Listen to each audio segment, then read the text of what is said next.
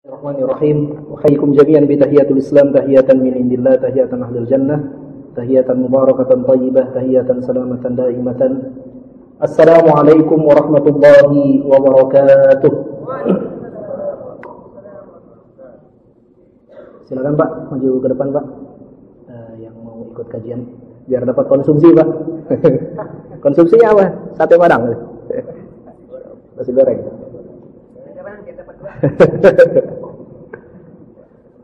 Alhamdulillahirabbil alamin. Hamdan na'imin, hamdan syakirin, hamdan yuwafi ni'mahu wa yukafi'u mazidah. Ya Rabbana lakal hamdu kama yanbaghi li jalali wajhikal karim wa 'azimi sultanik. Asyhadu an la ilaha illallah wahdahu la syarika lah wa asyhadu anna Muhammadan 'abduhu wa rasuluhu alladzi la nabiyya ba'dah. Allahumma shalli wa sallim 'ala 'abdika wa nabiyyika wa rasulika an-nabiyil ummi wa 'ala alihi wa sahbihi ajma'in. Rabbi shrah li sadri wa yassir li amri wahlul 'uqdatam min lisani yafqahu qawli. Allahumma anfa'na bima 'allamtana wa 'allimna ma yanfa'una wa zidna ilma. Rabbana zidna ilma warzuqna fahma. Ikhwani al-ahibba, saudara-saudaraku yang saya cintai karena Allah, kita bersyukur pada Allah Subhanahu wa taala. Pada malam hari ini, dialah Allah Subhanahu wa taala yang telah menggerakkan hati kita, meringankan langkah kaki kita, sehingga kita bisa berkumpul di tempat ini. Kita laksanakan kewajiban kita menegakkan salat maghrib secara berjamaah, dan kemudian kita akan lanjutkan dengan melakukan aktivitas yang dicintai oleh Allah dan Rasulnya, aktivitas yang dibanggakan oleh Allah Subhanahu wa taala di hadapan makhluk-makhluknya, yaitu kita berkumpul di tempat ini untuk membaca Al-Quran, mempelajari Al-Quran, dan mentadaburi Al-Quran. Kata Nabi SAW, majtama'a qaumun fi baitin min buyutillah, tidak pernah ada satu kelompok manusia yang berkumpul di salah satu rumah daripada rumah-rumah Allah, yatluna kitab Allah, yang mereka membaca ayat-ayat Allah, wa yatadarasunahu bainahum, mereka mempelajarinya, illa nazalat alaihimus sakinah, kecuali pasti akan turun kepada mereka ketenangan, wa ghasyiyatuhumur rahmah, dan Allah akan liputi mereka dengan kasih sayang, wa haffathumul malaikah, dan malaikat akan senantiasa dekat-dekat dengan mereka. Kalau malaikat dekat berarti syaitan akan menjauh, ya. Jadi kedekatan malaikat mengakibatkan kita terhindar dari godaan syaitan. Wa haffathumul malaikah wa dzakarahumullahu fi man indah, dan Allah Subhanahu wa taala senantiasa membangga-banggakan kita, ya, yang duduk di tempat ini untuk mempelajari Al-Quran. Maka ikhwan rahimahullah, tidak ada majelis yang paling baik kecuali majelis ini. Tidak ada perkumpulan yang lebih baik kecuali perkumpulan ini. Tidak ada pembicaraan yang paling baik kecuali pembicaraan ini. Bahkan berkumpulnya kita di tempat ini jauh lebih baik daripada berkumpulnya manusia, ya, di hotel-hotel mewah misalnya, atau di istana-istana yang megah, atau di gedung-gedung parlemen, ya, yang besar. Maka seluruh pertemuan-pertemuan itu tidak ada artinya apa-apa dibandingkan dengan pertemuan ini, ya. Tidak ada yang bisa membandingi pertemuan ini kecuali pertemuan yang semisal dengan pertemuan ini, di mana kita akan membahas ayat-ayat Allah. Ikhwatal iman rahimahullah, pada kesempatan yang lalu kita sudah mulai membahas tafsir dari surat Al-Fatihah. Ini adalah surat yang paling agung yang Allah Subhanahu wa taala turunkan kepada umat manusia. Surat yang kita baca dalam sehari, sekurang-kurangnya 17 kali dalam sehari kita membacanya. Mati lagi. Mati lagi. Lagi ngadat. Oh gitu. Mudah-mudahan dengan kita membahas tafsir dari surat Al-Fatihah ini, ya, karena surat Al-Fatihah tadi dibaca dalam salat kita, mudah-mudahan salat kita akan makin khusyuk. Salat kita akan makin berkesan, membawa ta'thir, membawa bekas bagi hidup kita. Ya, karena hanya salat yang khusyuk yang membawa bekas dalam hidup manusia. Ya, kata Allah Subhanahu wa taala, innas salata tanha 'anil fahsya'i wal munkar. Sesungguhnya salat itu mencegah dari perbuatan keji dan munkar. Apakah sembarang salat bisa mencegah orang dari perbuatan keji dan munkar? Tentu saja tidak. Salat yang bisa mencegah perbuatan keji dan munkar, yang bisa melindungi manusia dari godaan syahwatnya, dari godaan syubhat adalah salat yang khusyuk, salat yang berkualitas. Oleh karena itu, salah satu cara agar salat kita berkualitas adalah kita memahami apa yang kita baca dalam salat kita.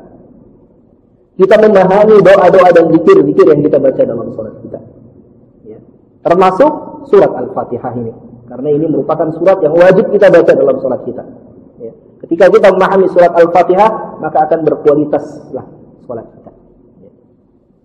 Kita akan awali sebagaimana biasa membahas surat Al-Fatihah ini dengan sama-sama kita membaca surat Al-Fatihah.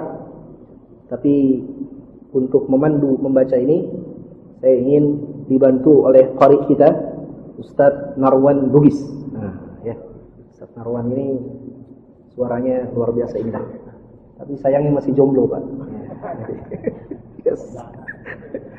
Ya, silakan Ustaz Narwan. Ustaz Narwan baca, kita ulangi sama-sama ya.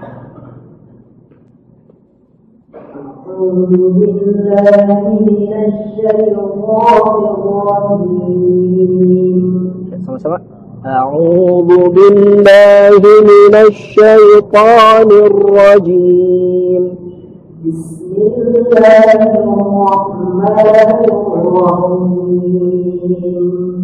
Bismillahirrahmanirrahim.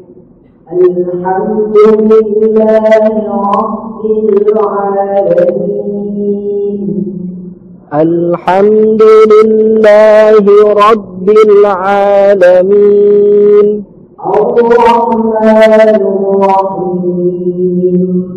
Ar-Rahmanir Rahim.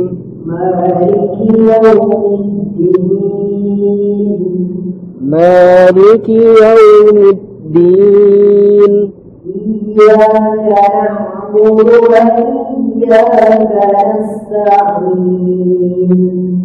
إياك نعبد وإياك نستعين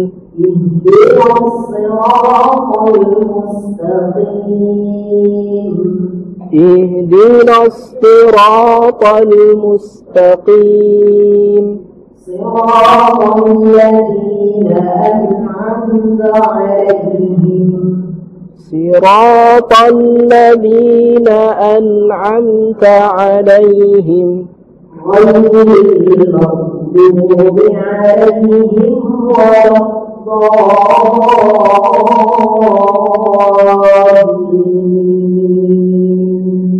غير المغضوب عليهم ولا الضالين. Amin. Jazakallahu khair. Semoga Allah membalas apa yang telah kita baca ya dengan balasan yang berlipat ganda. Pada pertemuan yang lalu kita sudah sampai membahas ayat yang kedua di surat Al-Fatihah. Ayat yang kedua di surat Al-Fatihah adalah firman Allah Subhanahu wa taala, Alhamdulillahi Rabbil Alamin. Alhamdulillahi Rabbil Alamin. Segala puji bagi Allah Rabbul Alamin. Rabb, penguasa seluruh alam. Saya ulang sedikit apa yang pernah kita bahas pada pertemuan yang lalu. Makna dari alhamdu ini menurut Abu Ja'far Ibnu Jarir, makna alhamdulillah adalah asyukru lillah. Bersyukur kita kepada Allah. Khalisan, dengan murni, dengan ikhlas. Kita hanya bersyukur kepada Allah, tidak bersyukur kepada yang lain. Tidak layak bagi kita bersyukur kepada selain Allah. Hendaknya ungkapan syukur kita yang pertama adalah kita bersyukur kepada Allah. Duna sa'iri ma yu'badu min duni. Tidak bersyukur kepada segala yang disembah selain Allah. Kita tidak bersyukur kepada sembahan-sembahan selain Allah. Sembahan-sembahan selain Allah ini apa istilahnya? Taghut. Ya, taghut itu adalah kullu ma yu'badu min dunillah, segala sesuatu yang disembah selain Allah. Dan macam-macam ini taghut ini kan. baik itu berhala-berhala, ya. Bisa jadi juga manusia, ya. Macam-macam. Kita tidak berterima kasih kepada selain Allah. Wa duna kulli ma bara'a min khalqi. Dan tidak pula rasa syukur kita yang tulus ini kita ungkapkan kepada apa-apa yang diciptakan oleh Allah. Mengapa kita bersyukur kepada Allah? Bima an'ama ala ibadihi, atas segala nikmat yang telah Allah berikan kepada hamba-hambanya. Minan ni'am, dari kenikmatan yang banyak. Allati la yuhsihal adad, yang kenikmatan ini tidak pernah bisa dihitung oleh bilangan manapun. Jadi kita menghitung dengan bilangan manapun tidak akan pernah bisa menghitung nikmat yang telah Allah berikan kepada kita. Wala yuhitu bi'adadiha ghairuhu ahadun, dan tidak ada pula satu orang pun yang bisa menghitung jumlah dari nikmat yang Allah berikan kepada kita. Jadi ketika kita mengucapkan alhamdulillah, ketika itu kita bersyukur kepada Allah, kita menyadari segala macam nikmat yang telah Allah berikan kepada kita. Dan nikmat ini demikian banyak, tidak akan pernah bisa kita hitung. Karena itu kita ucapkanlah alhamdulillah ini dengan sungguh-sungguh. Segala puji bagi Allah, ya. Alhamdulillah, bersyukur kepada Allah sungguh-sungguh. Dahulu ada seorang tabi'in pernah menemukan seorang laki-laki tua yang sendirian tinggal di dalam tenda. Laki-laki ini, ya, keadaannya buta, lumpuh, ya, tidak bisa melakukan apapun kecuali hanya lisannya saja yang mengucapkan hamdalah. Dia mengucapkan segala puji bagi Allah yang telah memberikan nikmat kepadaku, yang nikmat tersebut tidak diberikan kepada hamba yang lain. Padahal ini lelaki buta, lelaki yang sudah lumpuh, lelaki yang sakit-sakitan, dan dia tinggal sendirian di tendanya dalam keadaan miskin. Akan tetapi ucapan yang keluar dari lisannya itu adalah segala puji bagi Allah yang telah memberikan kepadaku nikmat yang tidak diberikan kepada hamba yang lain. Ini tabi'in ini terkejut gitu mendengar ada ucapan seperti itu. Maka dia longok tenda itu. Dia lihat ternyata yang mengucapkan adalah lelaki yang tua dengan kondisi yang menurut kita mengenaskan. Kemudian ditanya, "Wahai kakek, apakah engkau memiliki anak yang membantu kebutuhanmu?" Ya, kata kakek-kakek itu, "Saya punya cucu. Cucu saya beberapa jam yang lalu baru saja meninggalkan saya.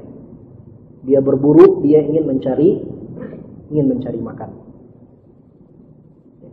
Nanti di akhir kisah baru ketahuan ternyata cucunya juga sudah meninggal, dimakan oleh binatang buas. Dia berada dalam keadaan sendirian tersebut, akan tetapi tetap memuji Allah Subhanahu wa taala.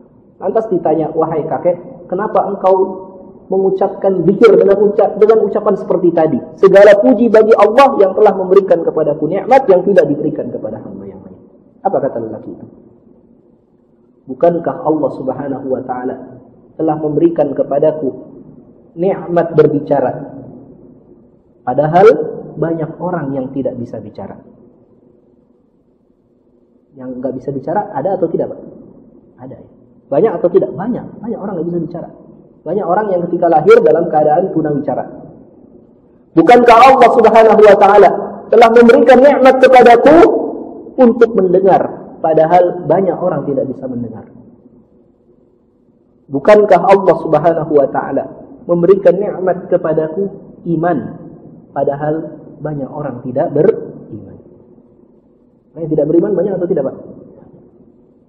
Ada orang punya harta banyak, punya kedudukan tinggi, tapi tidak beriman.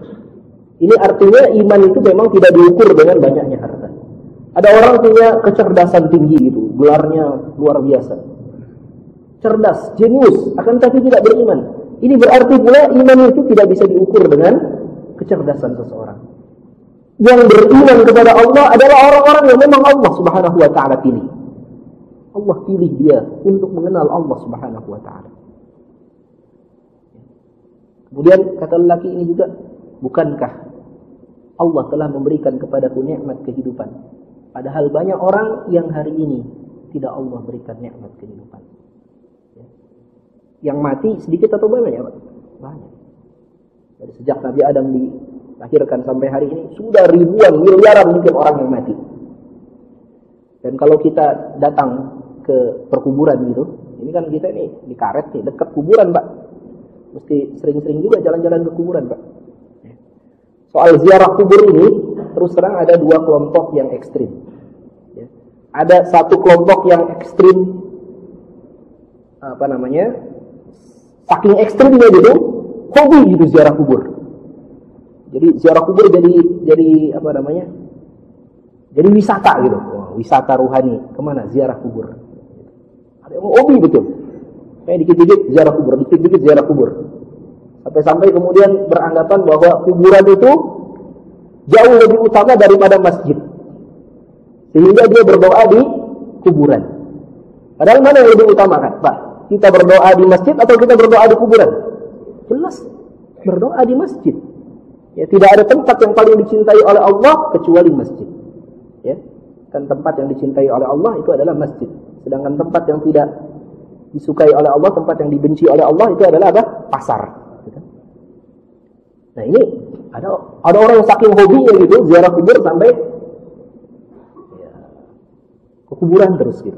Tapi ada pula sebaliknya, orang yang karena berupaya menjaga akidahnya gitu, ini niatnya sebetulnya baik, ya. Sampai kemudian akhirnya nggak mau ziarah kubur, ya. Jarang ziarah kubur, bahkan kuburan orang tuanya sendiri tidak diziarahi. Nah ini juga musibah, Pak, masalah. Karena kita dapati dahulu, ya, para sahabat menziarahi kuburan-kuburan saudara-saudara mereka. Ya. Aisyah radhiyallahu anha itu menziarahi kuburan saudaranya Abdurrahman, dan Nabi SAW masih hidup ketika itu, beliau membiarkan. Ini artinya boleh kita berziarah kubur.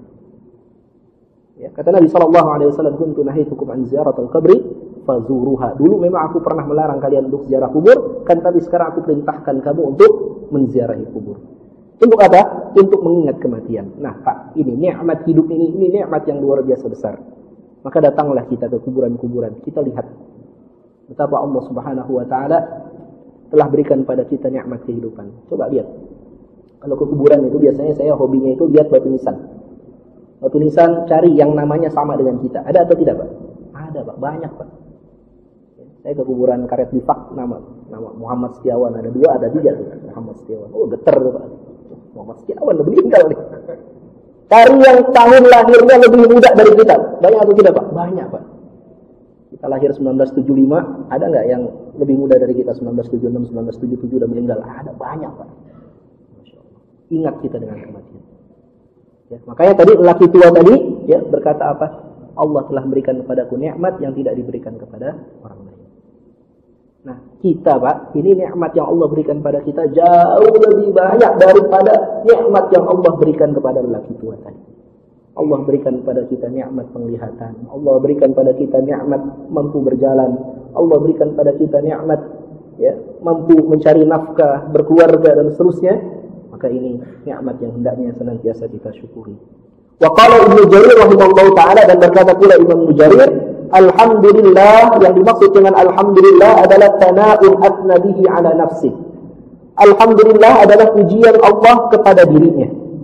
Wa fi dhunnihi, dan di dalam ucapan alhamdulillah itu amara ibadahu ayyuthnu alaihi. Di dalamnya ada perintah kepada hamba-hambanya untuk memuji Allah. Faka'annahu qala, seakan-akan Allah berfirman kepada kita, qulul hamdulillah, ucapkanlah alhamdulillah. Jadi ketika kita mengucapkan alhamdulillah, kita memuji Allah, dan di dalam ungkapan alhamdulillah itu ada perintah Allah supaya kita memuji Allah. Sekarang kita lihat apa kata para ulama salaf tentang ucapan alhamdulillah ini. Qala Umar li Ali, berkata Umar kepada Ali bin Abi Thalib, wa ashabuhu indahu, dan sahabat-sahabatnya Umar ada di sekitar Ali. Kata Umar, la ilaha illallah wa subhanallah wa wallahu akbar, qad arafnaha. ucapan tahlil, tasbih dan takbir kita telah memahami maknanya. Alhamdulillah, maka apa makna dari ucapan alhamdulillah? Qala Ali berkata, kalimatun ahabbaha Allah Ta'ala li nafsihi. Kalimat alhamdulillah adalah ucapan yang Allah paling sukai untuk dirinya. Wa radiyaha li nafsihi, ucapan yang paling Allah ridhoi untuk dirinya.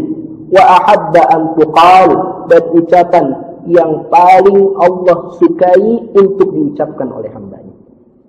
Inilah ucapan alhamdulillah.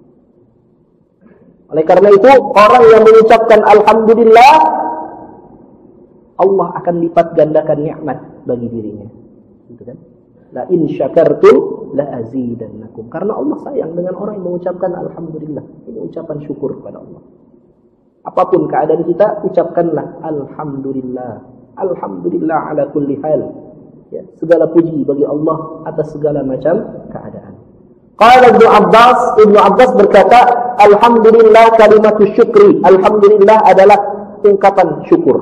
Wa idza qala al-'abdu alhamdulillah, dan apabila seorang hamba mengucapkan alhamdulillah, qala Allah berfirman, syakarani 'abdi, sungguh hambaku telah berterima kasih kepadaku. Kemarin kita sudah bahas ya, bahwa orang-orang yang bersyukur ini adalah orang-orang pilihan Allah. Kelompok elit, ya, apa namanya? Kelompok minoritas. Tapi kelompok minoritas yang terbaik ini. Karena Allah Subhanahu wa taala berfirman, wa qalilun min ibadiyasy syakur. Sungguh sangat sedikit di antara hamba-hambaku yang mampu untuk bersyukur. Kelompok elit. Enggak semua orang mampu untuk bersyukur kepada Allah. Hanya orang-orang pilihan saja yang mampu bersyukur. Oleh karena itu, salah satu sifat Allah adalah asy-syakur. Ya Allah. Ya. Allah perintahkan kita untuk bersyukur, tapi Allah juga punya sifat bersyukur. Asy-syakur. Allah itu punya sifat asy-syakur. Apa makna Allah itu punya sifat bersyukur? Ya. Syakara itu kan, bersyukur itu secara bahasa artinya membalas dengan yang lebih baik. Itu makna syakara, makna bersyukur, makna berterima kasih. Kita disebut sebagai orang yang tahu terima kasih kalau kita membalas kebaikan orang dengan kebaikan yang lebih baik. Itu orang yang tahu berterima kasih. Maka dalam bahasa Arab ada ungkapan syakaratin naqah, pohon kurma yang bersyukur. Maksudnya apa? Itu pohon yang minum air sedikit tapi buahnya lebat. Ini pohon yang bersyukur. Ngambil airnya sedikit tapi buahnya lebat. Ya. Lalu ada ungkapan apa lagi? Kalau kita sekarang punya mobil, syakaratis sayyarah, mobil yang bersyukur. Apa itu? Mobil yang irit. Ya, bensinnya sedikit tapi jalannya jauh. Nah, ini mobil yang bersyukur. Nah, Allah itu asy-syakur, yang maha bersyukur. Maknanya apa? Allah itu membalas kebaikan hamba-Nya yang sedikit dengan kebaikan yang sangat banyak. Ya enggak, Pak? Kalau kita disuruh membalas kebaikan Allah, ini enggak akan mungkin, Pak. Kita sujud selama 40 tahun saja membalas kebaikan Allah berupa Allah izinkan mata kita berkedip saja. Tak bisa kita balas dengan sujud selama 40 tahun. Ini mata berkedip ini kan jarang kita syukuri, Pak. Kita nggak pernah perintahkan mata kita berkedip, tiba-tiba kedip aja. Nikmat yang luar biasa besar ini. Nikmat gatel aja itu, Pak. Ini nikmat luar biasa besar itu. Dari mana kita tahu kalau gatel itu harus garuk gitu? Ya, itu kan nikmat luar biasa besar. Coba pikirkan. Ya. Nikmat makan kita makan sambal gitu. Itu nikmat atau tidak, Pak? Nikmat itu. Coba renungkanlah nikmat sambal itu. Bagaimana Allah berikan hidayah kepada manusia untuk bikin sambal? Pernah nggak merenungkan? Itu dulu manusia pertama kali waktu bikin sambal gimana sih ceritanya? Kok bisa akhirnya bikin sambal gitu? Kan ini dari cabai, nyobain dulu cabai pedes, pedes. Kalau udah pedes harusnya dibuang kan. Ternyata dicampur dia sama bawang, dicampur dia sama garam, dicampur dia sama terasi, akhirnya jadi enak. Ini kita ngomongin nasi goreng ini ya, karena di sini makan nasi goreng ya. Jadi luar biasa ini nikmat hidayah dari Allah sehingga kita bisa bikin sambal ini. Luar biasa. Ini banyak nikmat-nikmat yang kecil-kecil yang kadang-kadang kita nggak syukuri. Dalam surat yang sering saya baca, ya, ini surat favorit saya, ya. Alhaakumut takatsur hatta zurtumul maqabir kalla sawfa ta'lamun thumma kalla sawfa ta'lamun kalla law ta'lamuna ilmal yaqin la tarawunna al-jahim thumma la tarawunnaha 'ainal yaqin thumma la tus'alunna yawma idzin 'anil na'im. Ya. Kemudian kalian nanti akan ditanya oleh Allah tentang nikmat yang Allah berikan kepada kalian. Nikmat apa yang dimaksud di ayat ini? Ini kalau kita baca tafsirnya, Imam Mukatsir itu menceritakan satu kisah. Ya, kisah Rasulullah keluar dari rumahnya dalam keadaan lapar, kan begitu ya? Kita pernah dengar nih kisah.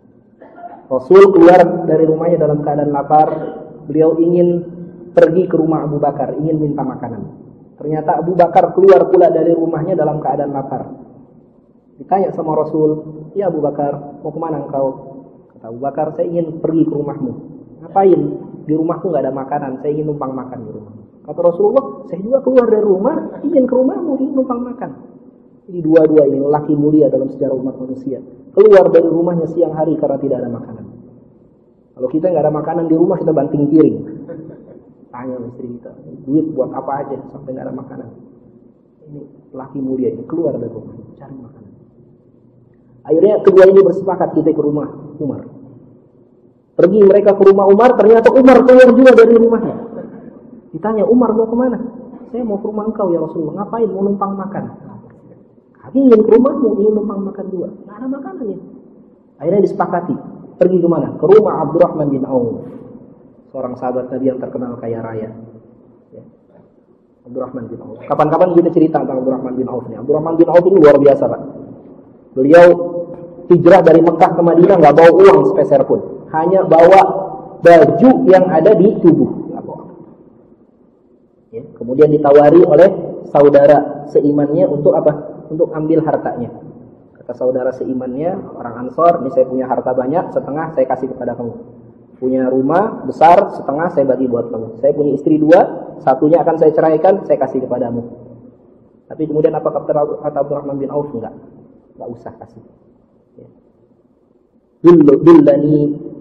Dullani ala suq. Tunjukkan kepadaku mana tempat pasar, mana pasar. Dia enggak aji mumpung ambil hibah dari orang, beliau ingin ditunjukkan mana pasar. Dan kemudian beliau berusaha, ya, beliau berdagang dengan cara apa? Dengan cara konsinyasi, beliau ambil peralatan tani dari satu toko milik orang Yahudi, kemudian dia tawarkan kepada orang-orang, kepada para petani, dan kemudian akhirnya laku, kemudian dia bayar, terus demikian sampai kemudian 10 hari dia berhasil mendapatkan keuntungan berupa emas sebesar biji kurma. Yang dengan emas sebesar biji kurma inilah kemudian dia menikah dengan seorang wanita Ansor. Dan ketika Abdurrahman bin Auf meninggal, beliau meninggalkan harta, kata para ulama, sebesar 100 juta dirham. 1 dirham berapa? 2 juta. 100 juta dinar. 100 juta dinar emas. 1 dinar berapa? 2,5 juta. Kali 100 juta berapa ya? Banyaklah. Padahal harta beliau sebelumnya tadinya sudah diinfakkan, tapi masih tersisa itu 100 juta dinar. Nah, Abdurrahman bin Auf, sahabat yang kaya raya, kedatangan 3 orang mulia dalam sejarah umat manusia. Rasulullah, Abu Bakar, Umar.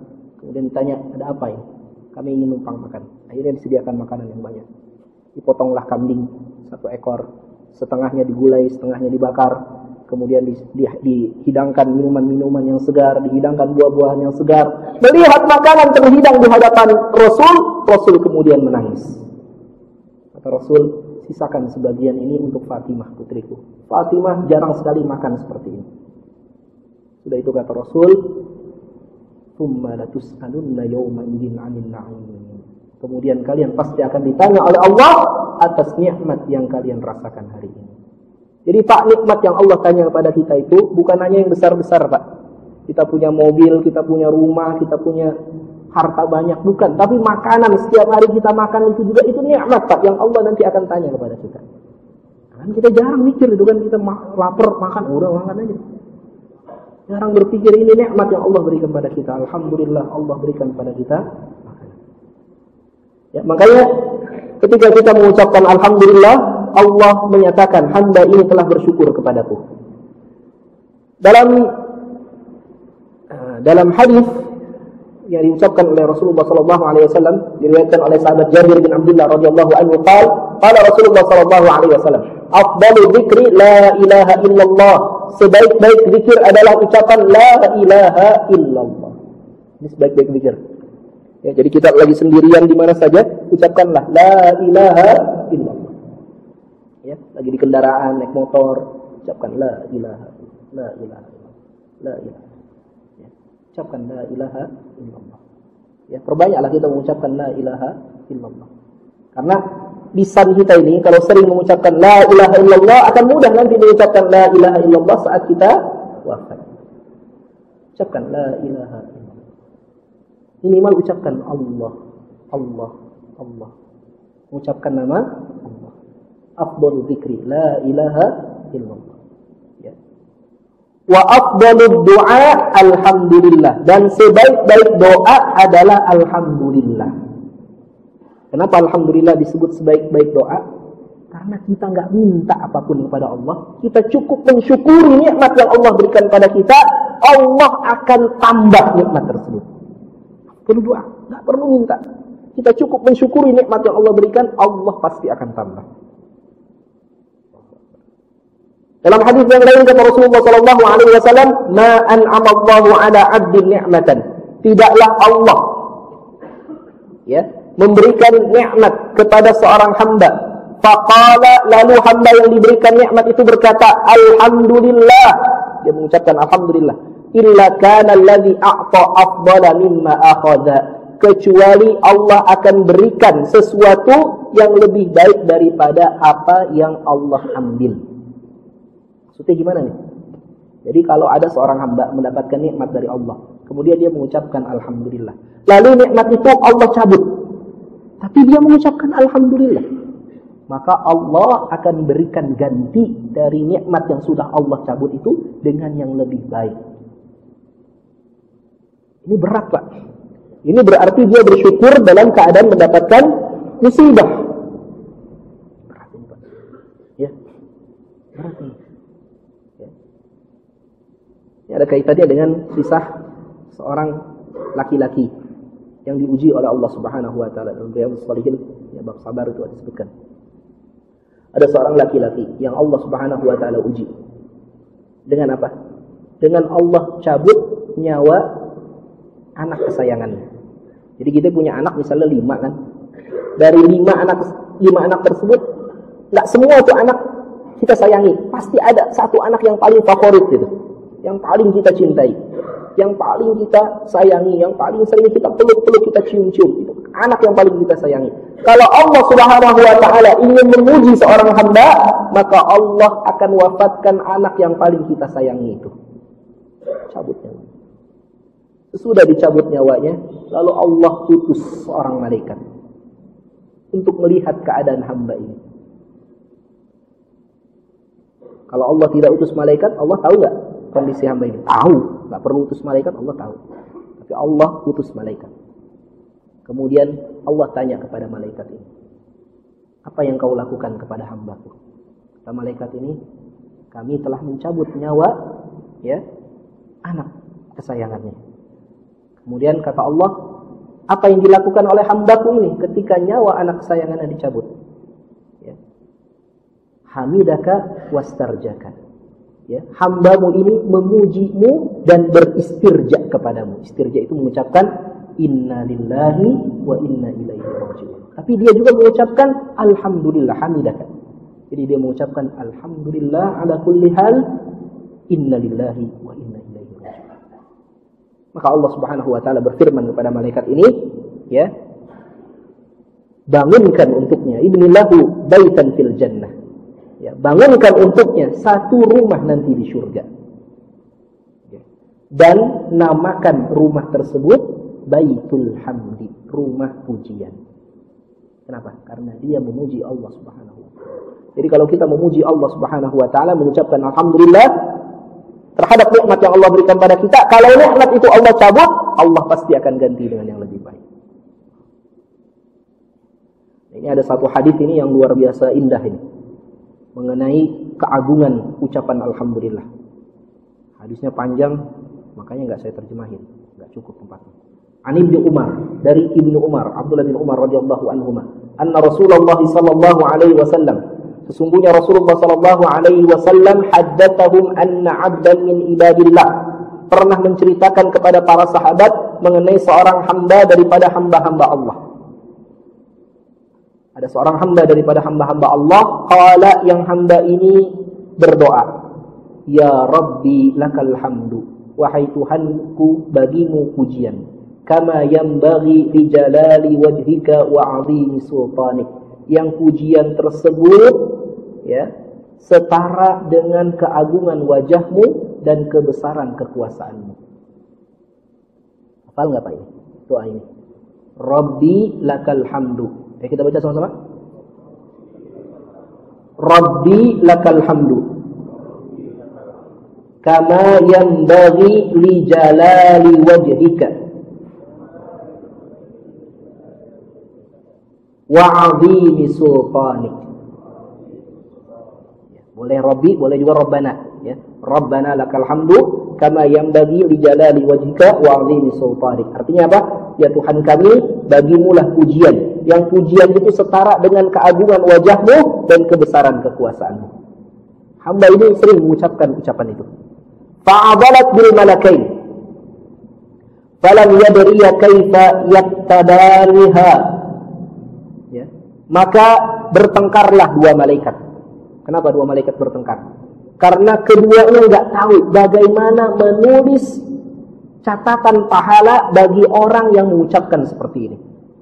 Dia memuji Allah, tapi pujiannya setara dengan keagungan Allah. Keagungan Allah kayak gimana? Nggak terbatas. Ya.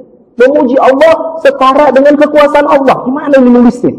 Maka dua malaikat bertengkar. Faswa'ada ilallah ta'ala. Maka keduanya naik kepada Allah, melapor kepada Allah. Faqala, lalu keduanya berkata, ya Rabbana, wahai Tuhan kami, inna 'abdan qala maqalatan la nadri kaifa naktubuha. Sesungguhnya ada seorang hamba yang mengucapkan satu ucapan yang kami tidak tahu bagaimana menulis pahalanya. Qala Allah, Allah kemudian berfirman, wa huwa a'lamu bima qala 'abdu. Dan Allah sesungguhnya sudah tahu apa yang diucapkan oleh hambanya. Malaikat enggak lapor, Allah juga tahu sebetulnya. Tapi Allah kemudian berfirman apa? Madza qala 'abdi? Apa yang diucapkan oleh hambaku? Qala, kedua malaikat itu berkata, ya Rabbi innahu qal, wahai Tuhanku sesungguhnya hambamu ini berkata, lakal hamdu ya Rabbi kama yanbaghi li jalali wajhika wa 'azimi sultanik. Ya. Hambamu ini berkata, lakal hamdu ya Rabbi kama yanbaghi li jalali wajhika wa 'azimi sultanik. Faqala Allah, maka Allah kemudian berfirman lahuma kepada dua malaikat ini, uktubaha kama qala 'abdi. Tulis saja sebagaimana apa yang dikatakan oleh hambaku. Jadi enggak perlu ditulis pahalanya, tulis saja ucapannya. Hatta yalqani, sampai hambaku ini bertemu denganku. Fa ajziyahu biha, lalu aku akan membalas langsung ucapan hambaku. Pak, kalau Allah mengucapkan seperti ini ya, saya yang balas langsung, itu artinya balasannya tidak terbatas. Ini kan sama seperti pahalanya saum kan? Pahala saum itu ya, wa ana ajzibihi kata Allah, dan akulah yang nanti akan membalasnya langsung. Ini artinya apa? Pahala saum itu tidak terbatas. Ya. Pahala yang lain itu ada hitungannya, Pak. Sedekah ada hitungannya. Berapa hitungan sedekah? Matalul ladzina yunfiquna amwalahum fi sabilillah kamathali habbatin anbatat sab'a sanabil fi kulli sumbulatin mi'atu habbah, 700 kali lipat. Salat berjamaah ada hitungannya 27 kali lipat, 27 derajat. Semua ibadah ada hitungannya, tapi saum enggak ada hitungannya. Wa ana ajzibihi, aku yang nanti langsung balas pahala saum itu. Karena apa? Karena saum itu adalah latihan kesabaran. Saum itu semuanya kesabaran. Ya. Dan kesabaran itu enggak ada batasannya pahalanya. Innama yuwaffas sabiruna ajrahum bighairi hisab. Sesungguhnya Allah akan membalas orang-orang yang bersabar dengan pahala yang tanpa batas. Nah, ini sama seperti itu. Seorang hamba yang mengucapkan alhamdulillah, ya Rabbi lakal hamdu kama yanbaghi li jalali wajhika wa 'azimi sultanik, maka tidak ada hitungannya lagi balasan dari pahala orang yang mengucapkan ini. Allah nanti yang langsung balas ucapan seperti ini. Oleh karena itu, sering-seringlah kita mengucapkan zikir seperti ini. Hafal Pak ya? Hafal nggak tadi? Rabbana lakal hamdu. Ayo kita baca lagi. Rabbana lakal hamdu kama yanbaghi li jalali wajhika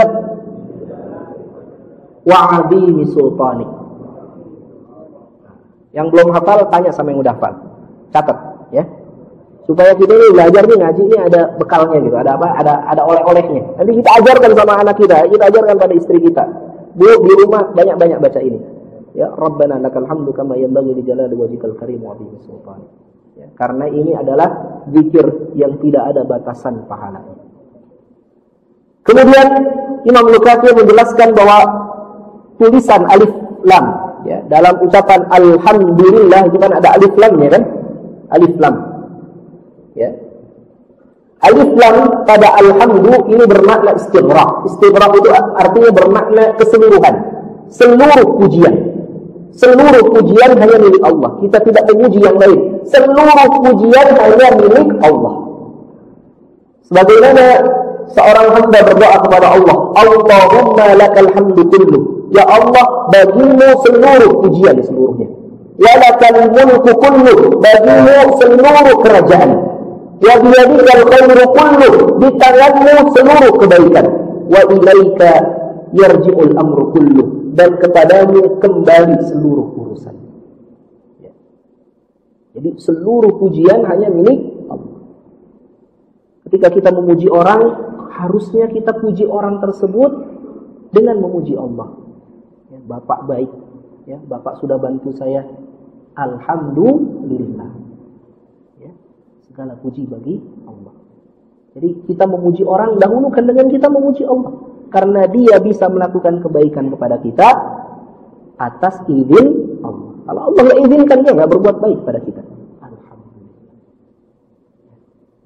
Nah, ini ungkapan alhamdulillah. Kemudian lanjutannya alhamdulillahi rabbil alamin. Apa makna rabb? Apa artinya rabb? Ar-rabb huwal malik al-mutasarrif. Makna rabb adalah malik, penguasa, al-mutasarrif, yang mengatur. Wa yutlaqu fil lughati 'ala sayyid.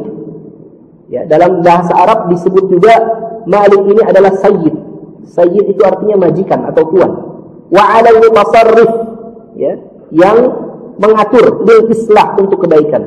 Wa kullu dzalika sahihun fi haqqillah. Dan yang demikian itu benar dalam hak Allah Subhanahu wa taala. Jadi makna Rabb adalah al-Malik, al-Mutasarrif, ya, penguasa yang mengatur.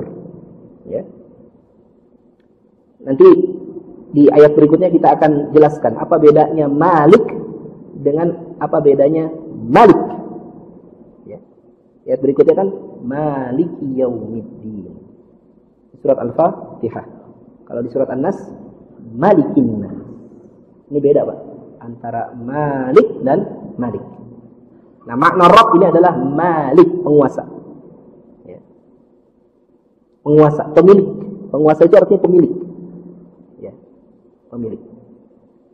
Kata Rabb tidak boleh digunakan bagi selain Allah. Nah, masuk.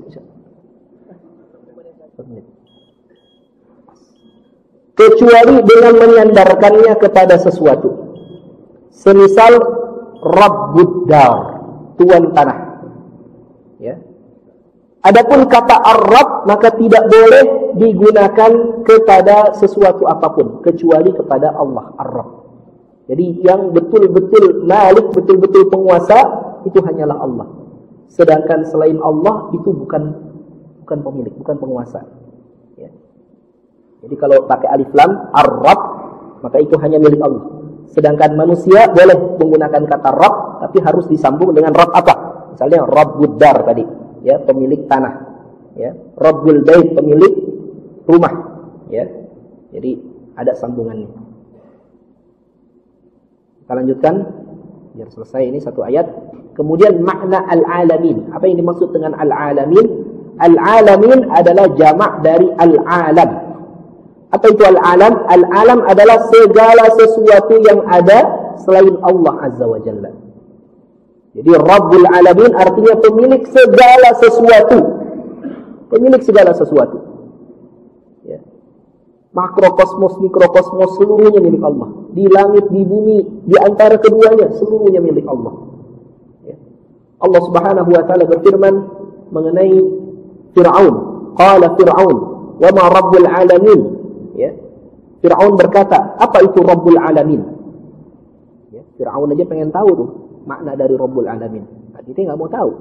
Ya, kita enggak pernah cari tahu. Fir'aun aja pengen tahu. Maka Nabi Musa menyebutkan qala Rabbus samawati wal ard. Rabbul Alamin adalah Rabbnya, pemilik seluruh langit dan bumi. Wa ma bainahuma, dan apa yang ada pada keduanya. In kuntum muqinin, jika kalian memang orang-orang yang yakin. Itu makna Rabbul Alamin. Allah adalah pemilik segala sesuatu, ya, di langit, di bumi, ya, segala sesuatu yang ada di alam semesta ini seluruhnya adalah milik Allah Subhanahu wa taala. Baik. Sampai sini dulu pembahasan kita, sampai ayat ke berapa tadi? Ayat yang kedua. Insyaallah pada pertemuan yang akan datang kita akan bahas ayat yang ketiga. Demikian Allah alam shawab, kita cukupkan, kita tutup dengan doa kafaratul majlis. Subhanallah wa bihamdika asyhadu an la ilaha illa anta astaghfiruka wa atubu ilaik. Alhamdulillahirabbil alamin. Assalamualaikum warahmatullahi wabarakatuh.